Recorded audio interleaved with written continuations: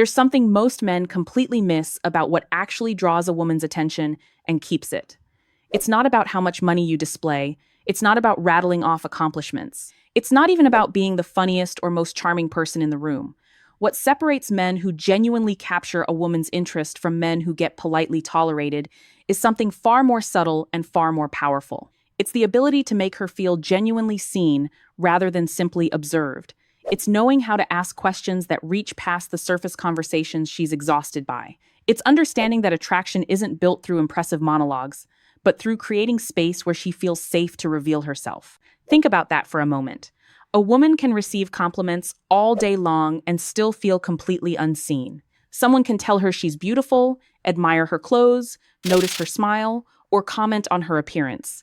Yet none of that necessarily tells her, I see the person underneath all of this. And that difference matters, because when someone feels genuinely understood, the conversation stops feeling like an exchange of information and starts feeling like an experience. So if you've ever wondered why one conversation seems to stay in a woman's mind while another disappears almost immediately, pay close attention today. And if you've ever experienced a question that made you unexpectedly open up to someone, tell me about it in the comments. Your experience might help someone else recognize what genuine connection actually feels like. Most people spend conversations waiting for their turn to speak. They are thinking about what story they should tell next, how impressive they sound, or whether the other person likes them. But genuine connection begins when you stop performing and start paying attention. A thoughtful question can sometimes do more than 10 minutes of talking because it communicates something powerful. I'm interested in who you are, not simply in what you can give me. And that message can create a very different emotional atmosphere. Mary Smith, host of Senior Mindful Living YouTube channel. Today, we're going deeper into 7 questions that can transform an ordinary conversation into something far more meaningful. But there's an important distinction from the beginning. These questions are not manipulation techniques, secret phrases, or psychological tricks designed to make a woman fall for you. If you're asking them simply because you want a guaranteed reaction, you're missing the entire point. Their power comes from genuine curiosity. The goal isn't to control her emotions. The goal is to create enough psychological safety that 2 people can discover each other beyond the usual small talk. And that matters because attraction isn't only about physical appearance. Human connection is influenced by attention, emotional responsiveness, similarity, curiosity, perceived safety, and the feeling that another person understands us. When someone listens carefully and responds thoughtfully, the interaction can become more rewarding and memorable. In other words, sometimes what makes you interesting isn't how much you reveal about yourself. It's how deeply you're willing to understand the person sitting across from you. The first question is, what's something you believed strongly 5 years ago that you don't believe anymore? At first, it sounds simple, but psychologically, this question invites reflection on identity and personal growth. Instead of asking her what she does, where she lives, or what she likes to do on weekends, you're asking about the journey that changed her. Maybe she tells you that 5 years ago she believed being successful meant working constantly, but now she values peace and relationships more. Maybe she once believed she needed everyone's approval, and eventually realized she could never build a satisfying life that way. Listen carefully to what happens next. Don't immediately turn her answer into your own speech. Don't try to prove that your opinion is better. Let her finish. You might simply say, "What changed your mind?" That one follow-up can open an entirely different conversation. And here's the practical exercise. The next time someone gives you a meaningful answer, wait 2 or 3 seconds before responding. Not an uncomfortable stare, just enough space to show that you aren't rushing to take the conversation back. That small pause can communicate genuine attention. The second question is, when do you feel most like yourself? This question moves away from the identity people present publicly and toward the experiences where they feel authentic. Maybe she says she feels most like herself when she's traveling alone. Maybe it's when she's painting, exercising, laughing with close friends, walking through nature, listening to music, or sitting quietly with a cup of coffee before everyone else wakes up. Don't underestimate answers like these. You're learning what gives her a sense of aliveness. You're learning where she doesn't feel the need to perform. And instead of interrogating her, become curious about that experience. You could ask, what is it about that moment that makes you feel so free? Notice the difference. You're not collecting facts about her. You're exploring meaning. And there's another important lesson here. If she tells you something that matters to her, Don't immediately turn it into a strategy for impressing her. If she loves hiking, you don't suddenly need to pretend you're an outdoor enthusiast. Authenticity matters. Connection becomes much stronger when both people are allowed to be genuine. The third question is, if fear, money, and other people's opinions weren't holding you back, what would you be doing right now? This question gives someone permission to imagine beyond their current circumstances. Think about how rarely adults get asked this.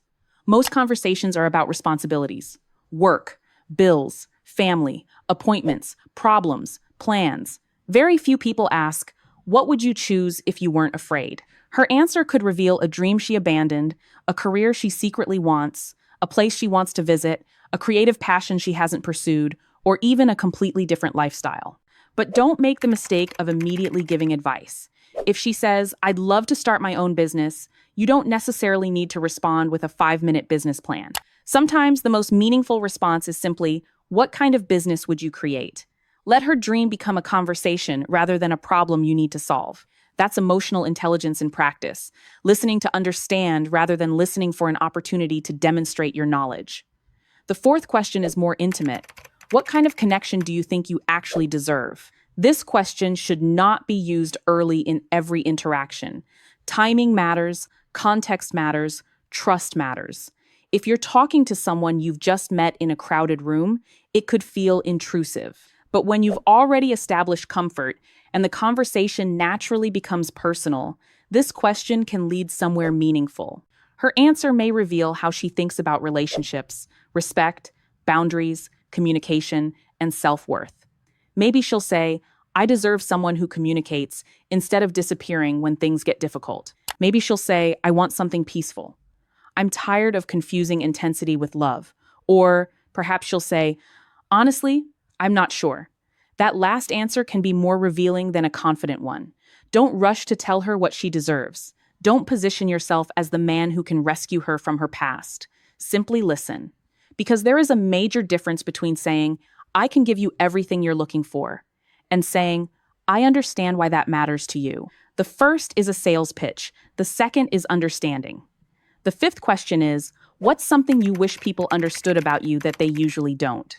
This is one of the most powerful questions on the list because nearly everyone carries some part of themselves that others misunderstand. A woman might say, people think I'm distant, but I'm actually shy. She might say, everyone thinks I'm confident, but I overthink almost everything. Or she might reveal something much more vulnerable. People think I have everything together, but sometimes I feel completely overwhelmed. This is where your response matters more than the question itself. If she shares something vulnerable, don't laugh it off. Don't immediately compare it to your own experience. And don't use it against her later. Simply acknowledge it. You might say, I can understand why people might misunderstand that about you. That tells her you heard not only the words, but the meaning behind them. And here's a practical rule worth remembering. Vulnerability should never become ammunition. If someone trusts you with something personal, treat that information with respect. Emotional safety is built through consistency, not clever questions. The sixth question is, if you could go back and tell your younger self one thing, what would it be? This question opens the door to memory, lessons, regrets, resilience, and personal transformation. Imagine a woman in her 40s telling you, I'd tell my younger self to stop trying to make everyone happy. Or someone in her 60s saying, I'd tell myself not to be so afraid of starting over. Suddenly, you're not just hearing about her present life, you're hearing about the experiences that helped create it. And if she shares something painful, don't become fascinated by the pain. Become respectful of the person who survived it. A mature response might be, that sounds like something you learned the hard way. Sometimes a sentence that simple can communicate more empathy than an elaborate speech. The seventh question is, what does freedom mean to you? This question sounds philosophical, but that's exactly what makes it interesting. Freedom means something different to everyone. For one person, it might mean financial independence. For another, it could mean being able to speak honestly without fear. Someone else might define freedom as having time for family, traveling, choosing their own schedule, or simply no longer living according to other people's expectations. Her answer can tell you a great deal about what she values, but don't treat it like a psychological test. You're not trying to decode her as though she's a puzzle. You're simply discovering another human being. And this is where many men make a crucial mistake. They discover that deeper questions create better conversations, and then they turn the process into a formula. 7 questions, 7 steps, guaranteed attraction. No, that's not how meaningful connection works. If you mechanically fire these questions one after another, you'll sound less like a confident man and more like someone conducting an interview. The real skill is knowing when to ask and when not to ask. Sometimes, the best question is a follow-up to something she already said. If she mentions that she recently changed careers, ask, "What made you decide it was time?" If she says she loves traveling, ask, "What's a trip that changed you somehow?" If she talks about a difficult experience, ask, "What did that teach you about yourself?" These questions work because they come from the conversation itself. And remember the most important principle. Don't ask a question you don't genuinely want the answer to. If you aren't interested, she will eventually feel it. People are surprisingly sensitive to incongruence. Your words may say, "I'm fascinated by you," while your body language says you're checking the room, thinking about your next line, or waiting for your chance to speak. Presence is what makes the difference. Put your phone away. Listen without constantly interrupting. Maintain comfortable eye contact. Let her finish her thoughts. Ask follow-up questions. Share something about yourself too. Because connection isn't an interrogation. If she opens up, you should also be willing to open up. For example, if she says, "I used to care too much about everyone's opinion," you might say, "I understand that. I spent a long time thinking being respected meant never disappointing anyone." Now, you've created reciprocity. You're not extracting vulnerability from her. You're participating in it. And that may be one of the deepest lessons in attraction. People rarely remember every sentence you said, but they often remember how they felt in your presence. Did they feel judged, rushed, ignored? Or did they feel relaxed enough to be themselves? Did they feel like they had to perform? Or did they feel like someone was actually listening? That is why meaningful conversation can become memorable. Not because you've discovered a secret psychological button, but because attention itself is rare. And if you're a man trying to build a healthier relationship, here's a simple exercise you can practice this week. Have one conversation where your goal is not to impress the other person at all. Your only goal is to understand. Ask one thoughtful question. Listen carefully. Ask one natural follow-up. Share something honest in return. And resist the urge to turn the conversation back toward yourself. You may be surprised by what happens. You might discover that someone you've known for years has dreams you've never heard about. You might realize that your partner has been carrying an emotional concern she never knew how to express. Or you may simply discover that slowing down makes ordinary conversations feel completely different. And there's something else worth remembering. You don't need to become some mysterious, perfectly confident character to be attractive. You don't need a luxury car, a rehearsed line, or a personality you've manufactured for approval. You need emotional maturity. You need curiosity. You need the ability to listen without immediately trying to control the outcome. And you need to understand that attraction cannot be forced. You can create conditions where connection has room to grow, but you cannot manufacture someone's feelings. That's actually good news, because it means you don't have to perform. You can simply become better at seeing people. So the next time you're talking to a woman you're genuinely interested in, forget about trying to say the perfect thing. Instead, ask yourself a different question. What can I learn about the person in front of me that I wouldn't discover through ordinary small talk? That question changes everything. Because when you stop trying to make yourself unforgettable and start making the other person feel understood, something very interesting happens. The conversation becomes less about performance and more about connection. And sometimes that's exactly what makes someone remember you. If this video gave you a new perspective on attraction and emotional connection, tell me in the comments which of these questions you'd actually feel comfortable asking and which one would be hardest for you to answer yourself. I genuinely want to know. And if you know someone who always says, "I never know what to talk about with women," share this video with them. Sometimes the solution isn't having more things to say.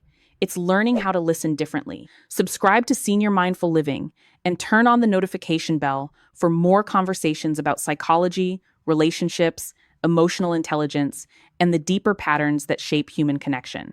Because ultimately, the most powerful question isn't, "How can I make her like me?"